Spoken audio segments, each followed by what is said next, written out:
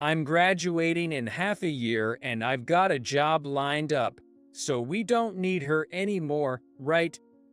We don't. But she's still of use until we inherit. So I'd like to get rid of the trash as soon as possible. It seems John was also there. Since we had separate bedrooms, I only realized John was awake at this moment. I hadn't intended to eavesdrop on their conversation, but their unsettling talk froze me in place. They continued their heart-wrenching conversation without knowing I was listening. For the next 6 months, I pretended not to hear their talks and didn't change my demeanor. And then came Robert's college graduation day. He left early in the morning, bustling with excitement and getting ready. Of course, there was no word of thanks for raising him or an invitation to a meal directed towards me. "Just so you know, I don't need dinner today," was all he said before he left. Had I not heard the conversation, I might not have minded, but I couldn't help but think a simple word to me wouldn't have been amiss. He's probably going out to eat with his biological mom and John. John mentioned he wouldn't need dinner either. As the two of them left, I was alone in the quiet room, with just paper and pen in hand. I am Mary, currently 55 years old. I'd been living with my husband John and his son, Robert, for 20 years. John and I are both remarried. I was mentally broken from not getting along with my ex-husband's family and was discarded like trash by his parents. John reached out to me during these tough times. He was an old high school classmate of mine. We weren't close in high school, but after attending a small reunion for close friends, John, learning I was divorced, reached out and we exchanged contact information. At the time, John was raising his 2-year-old son, Robert. He's a single father. Our lives aren't over yet. Let's do our best, he said, which greatly comforted me. It didn't take long for us to understand each other's emotional wounds, and soon we were attracted to each other. Though scared of marrying again, I was persuaded by John's approach and decided to date him. Then, at 35, I remarried. After the marriage, I quit my job to become a full-time homemaker. Despite being advised against quitting my job and remarrying, Robert was only 2 years old. I thought it was most important to spend time together and be recognized as a family. Since Robert was too young to remember anything, and I always loved children, I wanted to dedicate myself to raising him. I thought there would be no problem with remarrying someone with a child. However, I soon realized my thinking was naive. Robert wouldn't eat or sleep, and he would start crying just by seeing my face, showing extreme stranger anxiety. Hoping his stranger anxiety would subside as he got used to me, I tried hard to become Robert's mother. I endured his night crying and played with him with all my might during the day, but he wouldn't open up to me. Seeing me troubled, John said, "Your mom was a real beauty. You know, maybe he just can't get used to Mary's face." It was a thoughtless comment, without any ill intention. Yet, at that moment, I felt deeply hurt as a woman, a wife, and a mother. And John kept doing that, comparing me to his ex-wife at every turn. "What brew are you using? The beef stew my ex made was tastier." An unnecessary comment every time he had the beef stew. "My ex was awful at parenting. You could at least try to beat her at that." a comment that seemed to put down his ex but was actually mocking me. Before we got married, he was always encouraging, with an attitude of us tackling challenges together. After marriage, there were times I felt treated like nothing more than a servant. No matter what I did, Robert never warmed up to me, and John's words and actions were harsh. Thoughts of divorce crossed my mind more than once during our first year of marriage. But leaving would just have everyone saying I told you so. Rome wasn't built in a day, I told myself, pushing through with household chores and child-rearing. Ultimately, Robert never did warm up to me. He stopped crying at the sight of me, but he never smiled at me or called me Mom. He was friendly with John's family, and even strangers, but it seemed like he just didn't like me for some reason. Despite that, I gradually began to feel affection for Robert. I was happy to see him grow.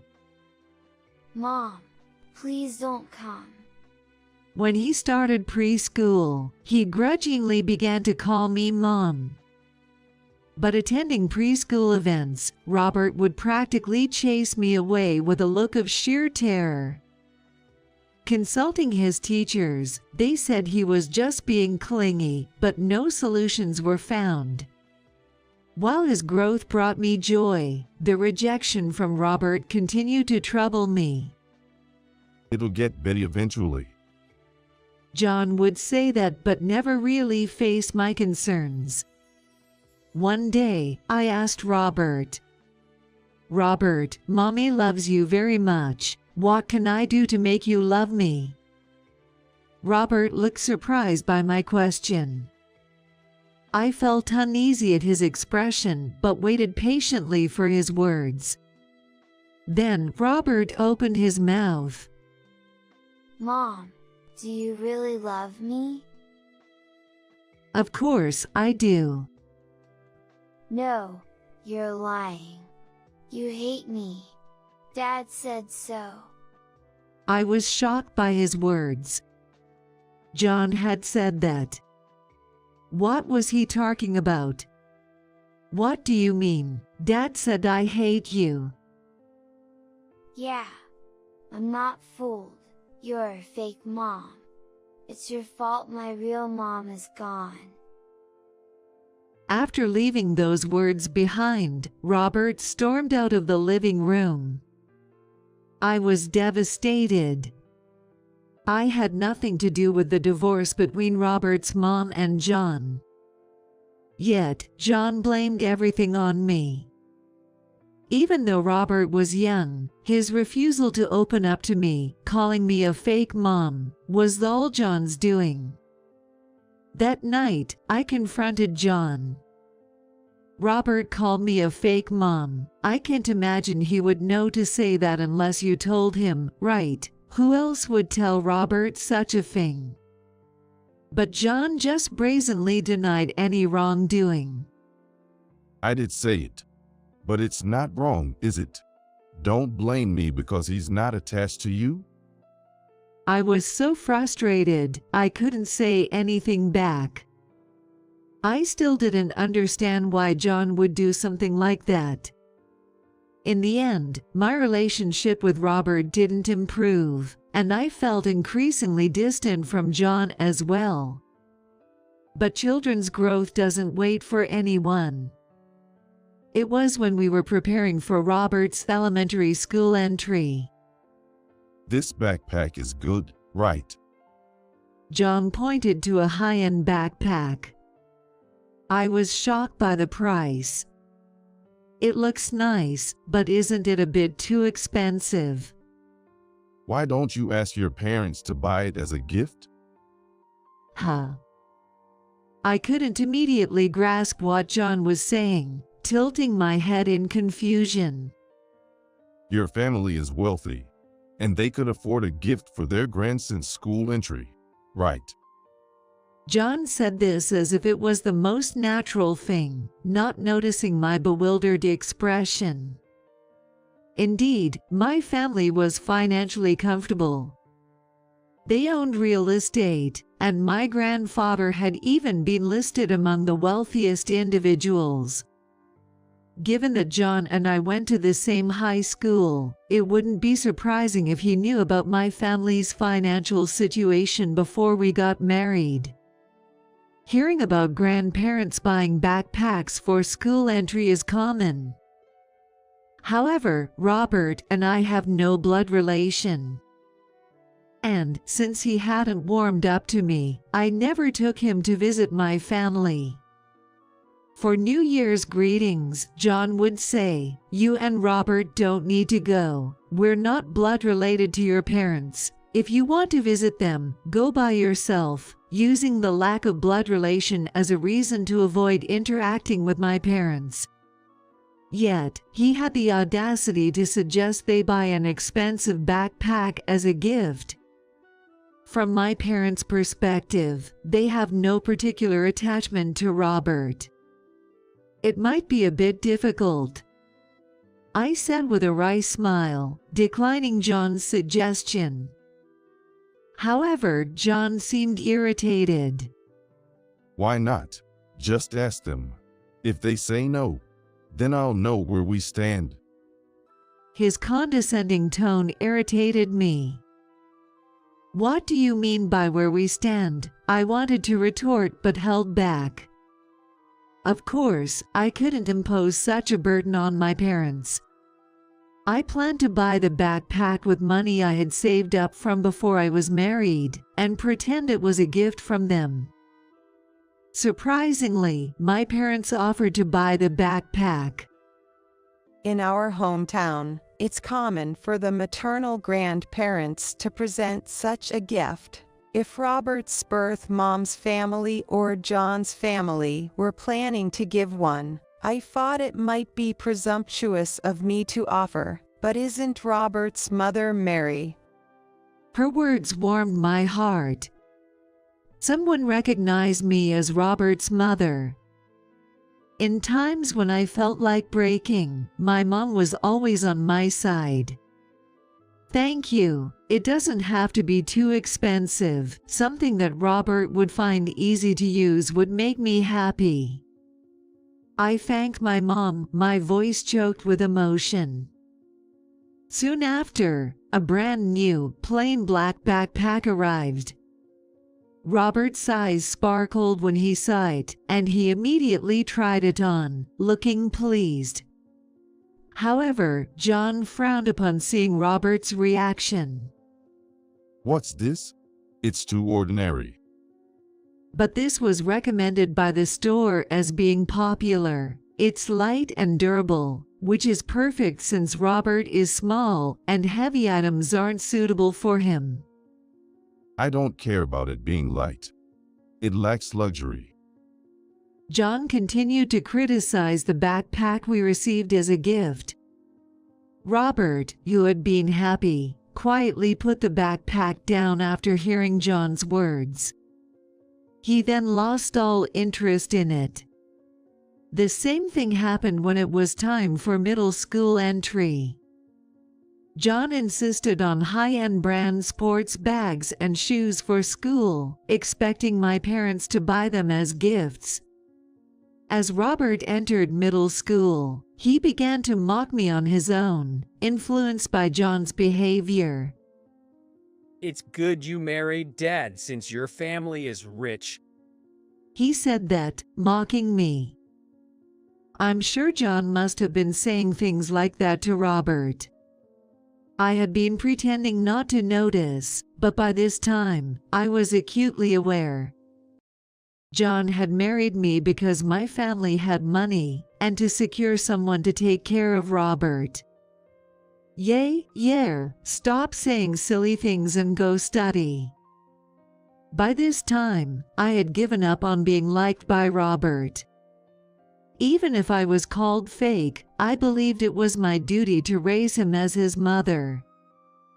If I divorced and left, it would just be Robert and John living together. I think Robert will have a very hard time. I might not have been a mother that made him happy, but my feelings of affection for Robert were genuine. That's why I wanted to spare him any hardships. Robert then graduated from high school and went on to college. That's when John started saying we should ask my parents to help with the expense of college fees. Let them pay for their grandson's education. The money will eventually be Mary's anyway. It's better to use it on Robert now. But of course, I couldn't ask my parents for such a large sum. Backpacks and sports bags were one thing, but this was entirely different. However, I knew I would get snide remarks from John if my parents didn't contribute. I used the alimony I received from my previous divorce to pay for his tuition. Although I had something else I truly wanted to use it for, I pretended it was from my parents and allocated it towards his tuition. Because of this, Robert was able to attend college for 4 years.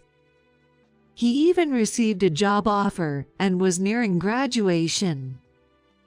Though we couldn't build a good parent-child relationship, I felt my role was coming to an end as he had grown up without trouble. It was on one such day. I woke up in the middle of the night and got up to go to the bathroom. I noticed the light in the kitchen. Thinking Robert had come home from a night out, I went to the kitchen to find John there too. I'm graduating in half a year and got a job offer, so we don't need her anymore, right? Useless. But let's keep her around at least until we inherit. I want to get rid of the trash as soon as possible. It seemed John was also awake. Since we slept in separate bedrooms, this was the first time I realized that John was awake. I hadn't intended to eavesdrop, but their unsettling conversation rooted me to this spot. Trash, ha ha ha. Robert echoed, laughing. Yay, let's go out for a meal as a family after the graduation ceremony. I'll treat you with my part-time job money. I was momentarily uplifted by his words. But then I was devastated again. Actually, I've invited Mom to the graduation.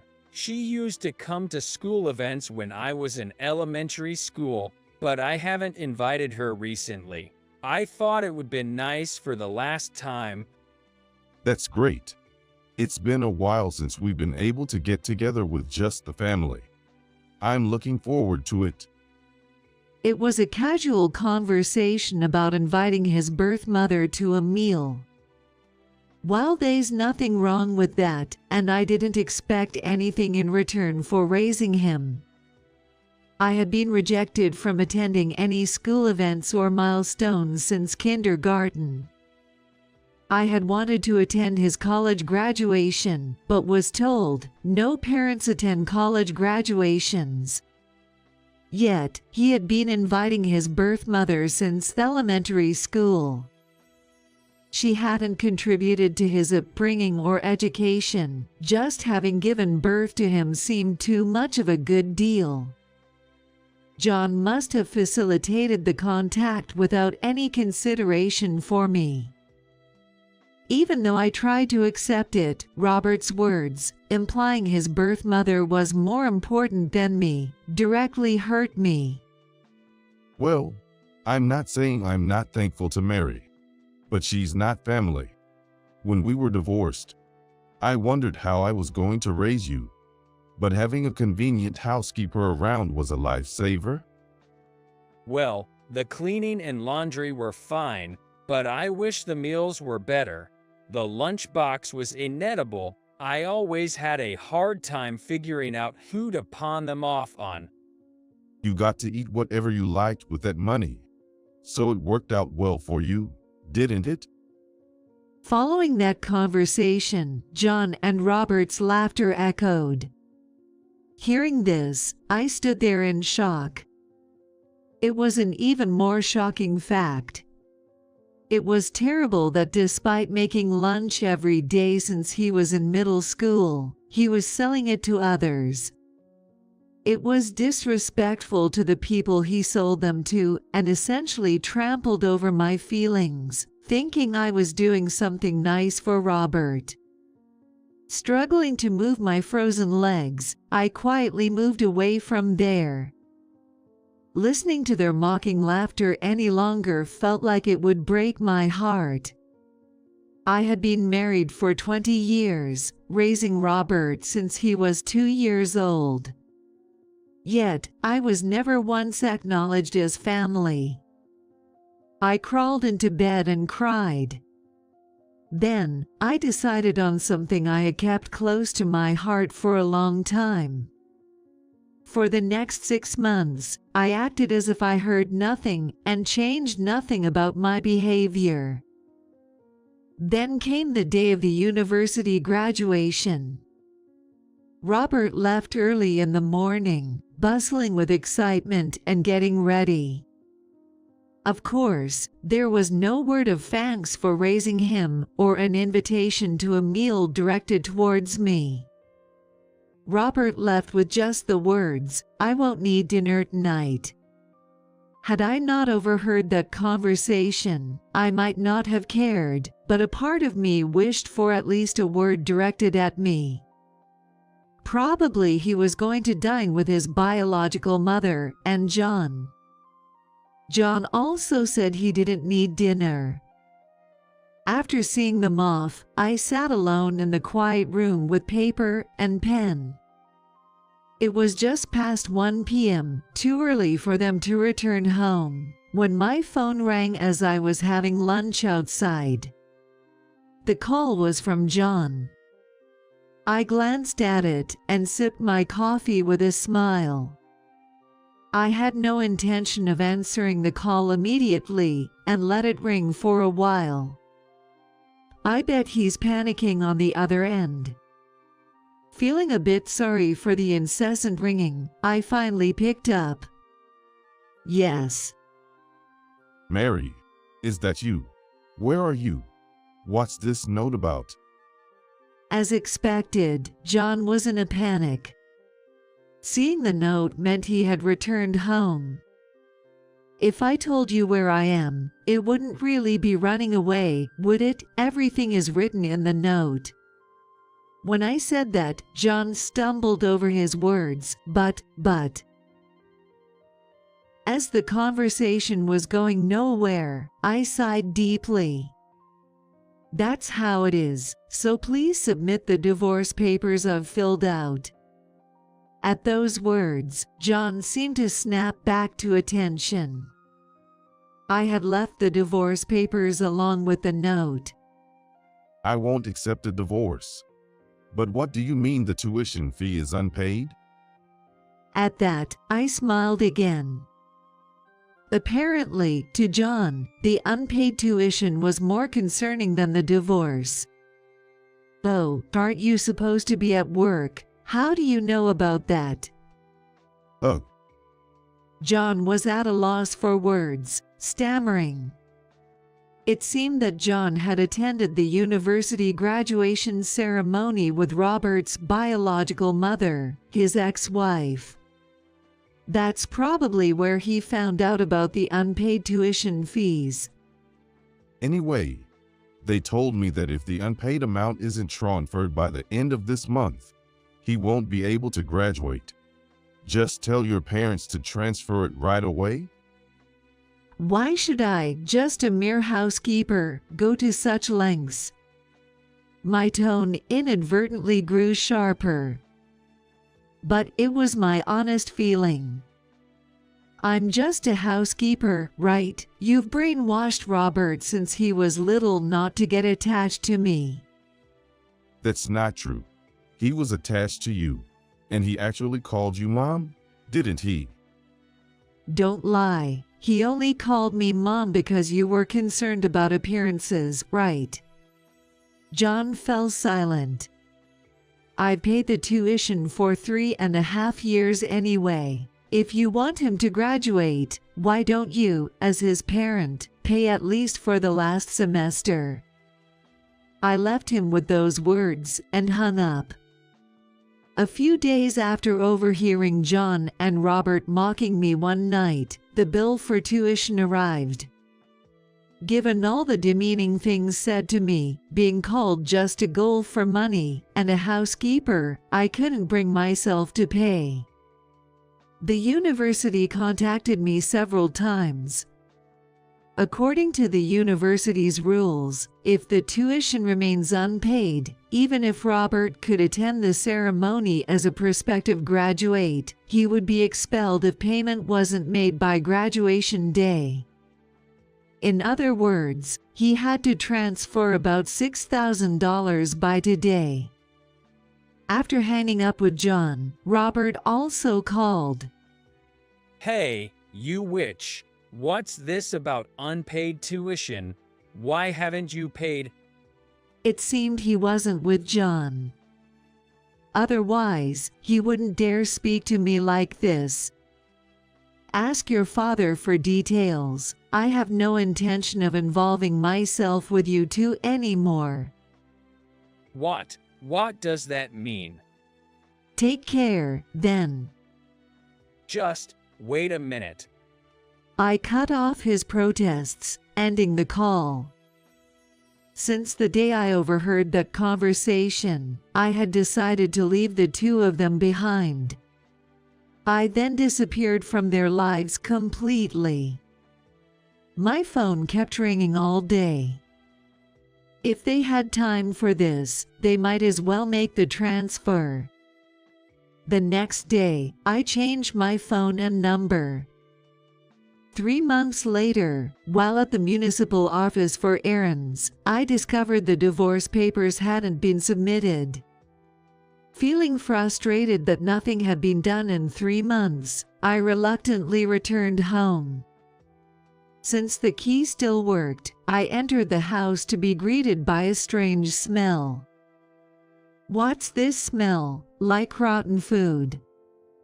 Entering the living room, the source was clear. The source was littered lunchbox trash, instant noodle cups, and wash dishes piled in the sink, socks whose removal date was unknown, and a mountain of laundry, uncertain if ever cleaned. In just 3 months, the house had deteriorated into a garbage dump. But as expected, it was indeed as expected. It was the home of 2 men who never did any housework. It couldn't possibly be clean. Yet, I had hoped for a bit more tidiness. "Mary, you came back." Hearing my name, I shivered.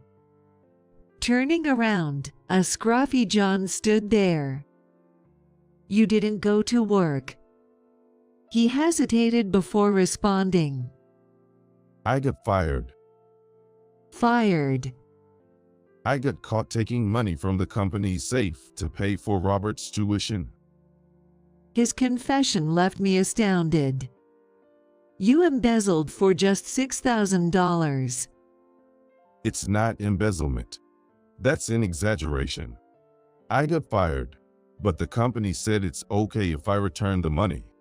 And since Robert won't need tuition anymore, just come back home instead of being stubborn." Are you stupid?" I yelled at him loudly.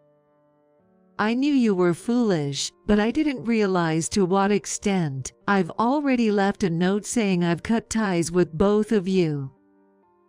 But now that it's come to this, I can't live without you. It's all because you or your parents didn't pay the tuition, right?" Faced with John's defiance, I let out another heavy sigh. "Please, come back. I love you." He pleaded, nearly in tears. "Those words you never said during our marriage mean nothing now. You've always been dependent on others. Why don't you try to sort things out yourself for once?" I replied, half laughing. "A dirty room and a dirty man. I heard a rustling sound, and when I looked over, a cockroach emerged from an empty cup noodle container. This house will only have cockroaches for family if it continues like this, I said, laughing. John didn't reply, just hung his head in defeat. Afterward, the divorce papers were successfully submitted. 3 years later, in a new place where I had finally found happiness, I received news of a death. The news was that my mother had passed away. At the funeral, 2 familiar figures approached me. I slowly lifted my face. It's been a while. You look healthier than I thought. It was John and Robert. John and I have many mutual acquaintances. They must have heard about my mother's passing through the grapevine. And despite all that she had done for him over the years, Robert never once thanked her. Thinking they had come to pay their last respects made me slightly happy, so I asked, "You came?" Of course, you're an only child, right? So you'll inherit everything, and eventually, as your son, I should inherit too, right? I need to thank Grandma. What? I couldn't help but frown. I felt a surge of disgust at the outrageous things Robert was saying. What are you talking about? You have no right to inherit anything. But he's still our son, even if we're divorced. John added with a smirk. Angered by their motives for attending, I raised my voice. Leave, if that's your attitude. I'd rather you didn't come to pay your respects at all. My voice was louder than I intended, attracting attention from those around us. John and Robert, as usual, were unfazed by my raised voice. However, at that moment, someone arrived who could turn the tide. What's all the commotion about? What happened? Approaching were a man and a woman. And, upon seeing them, John and Robert went pale. The ex-husband and his son. I introduced John and Robert to the 2 people. Then Thomas and Emily frowned. John spoke up nervously. President, why are you here? President, you know Thomas. I asked John, but he didn't reply. Without waiting for his response, I continued. This is my husband Thomas and our daughter Emily. Ed? John and Robert looked up, surprised, and looked at me. My wife has been under your care. You're Thomas from the HR department, right? Yes. What do you mean? John works for Thomas's company. I asked Thomas, and he nodded. John looked away, as if realizing he had made a mistake. I don't intend to mix personal issues with business, but I won't forgive you if you hurt Mary any further. I didn't mean to. John stammered. Robert, too, said nothing, shrinking down. Emily then spoke up. I heard something about inheritance, but Robert, you have no inheritance rights. Her tone was as if she knew Robert well. So, you're the stepson my mom talked about. Emily laughed. It was hard to imagine the once arrogant Robert looking so diminished. When I looked at Emily curiously, she exclaimed, I'm her biological daughter. Why would you, a stepson, think you have any inheritance rights? Biological daughter? Yes. I'm not a stepchild but her true, blood-related daughter. Did you really think you were the only child and special? Robert turned red. Robert likely never imagined that I had a biological child. In fact, Thomas was my first husband. We had Emily, but Thomas's parents didn't like me, and I was forced to give her up. You should forget you have a child, my in-laws would say. I wasn't allowed to be involved in Emily's upbringing. Thomas always defended me, but his family has been running a business for generations. He couldn't go against his family, especially his father. Eventually, I fell ill and reluctantly agreed to divorce. Later, I heard Thomas raised Emily well despite his parents bad-mouthing me. Thanks to Thomas, Emily grew into a kind-hearted girl who would send me thoughtful letters once a year.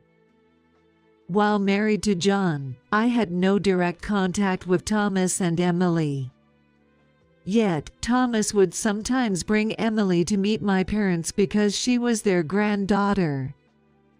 I always heard about Emily from my mother. I was curious about Emily but never dared to meet her while married. The love I tried to give to Robert was unreciprocated, and I ended up raising him out of sheer willpower rather than affection. After divorcing John, Thomas reached out. My mother had told him about my divorce. Even after our divorce, Thomas hadn't remarried and seemed to have kept me in his thoughts. Now, with his in-laws gone and his career stable, Thomas proposed we remarry. I shared this development with John and Robert. So, Emily is a child of mine and Thomas. What? John turned pale.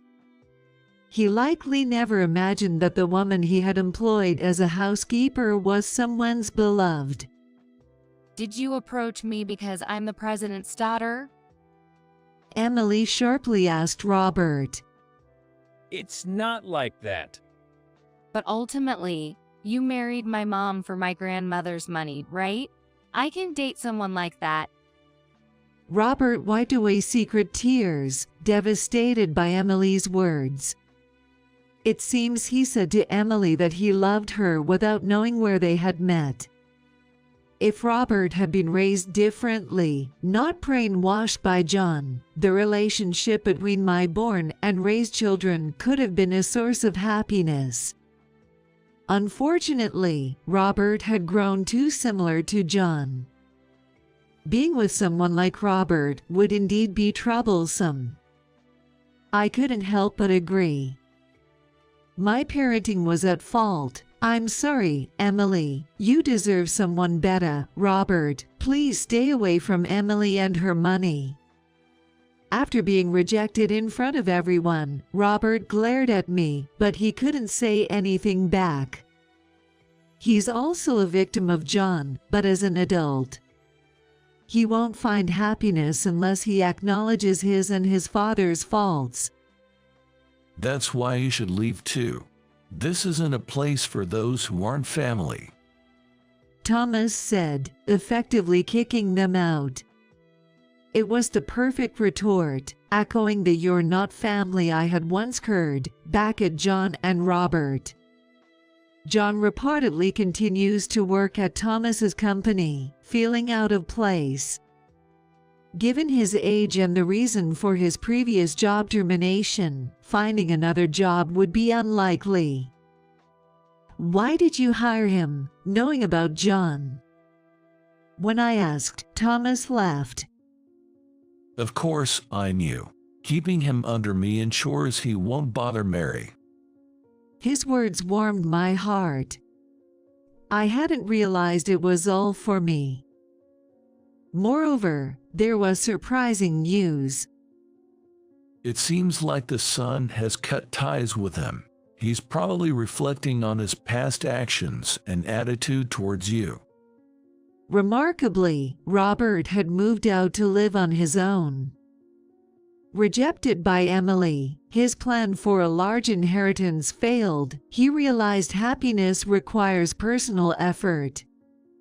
While I felt serves you right towards John, I didn't wish for Robert's unhappiness.